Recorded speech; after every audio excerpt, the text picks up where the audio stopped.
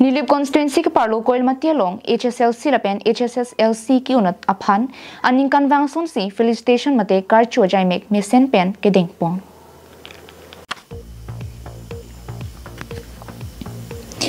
Kedamtang ni phai troxier ni Nilip constituency ki parlo Koilamati long Karbilo Charlia song mate Karbi Students Association KSA Koilamati Branch pen patirpi ponsi HSLC lapen HSSLC ang deng ki undunatum bang troxi kep sose atum aphan Karcho ajaimek mate felicitation ajaimek ki padopon.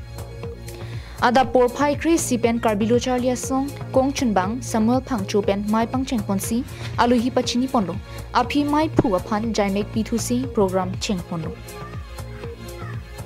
Labang Soja Megahood Chief Guest Sir George Rongpi, Nilip Education Board Chairman, Boson Rongpar, Diupani College Principal, Madam Lalbing Moi, Headmistress, Presbyterian English High School, Koilamati, PEHS, Giren Ingti, Social Worker, Divinson Crow, Publicity Secretary, KSA CEC, Lolitaro Magazine Secretary, KSA CEC, Sikendro Teron,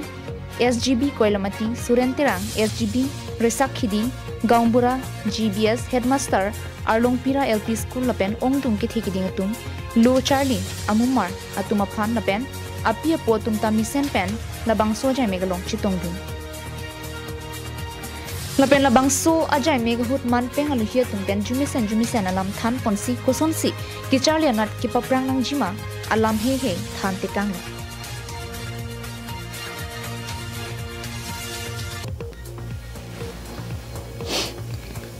Karbilo Charlie song akongchun bang Barnabas Killing pen First Division ki unduna tumaphan ning kemi pen tangka surihini pipon popusi chechak pono lapen giren ingti social worker lang lihin pen stame First Division ki unduna tumaphan pharokre pho pipopusi chechak pon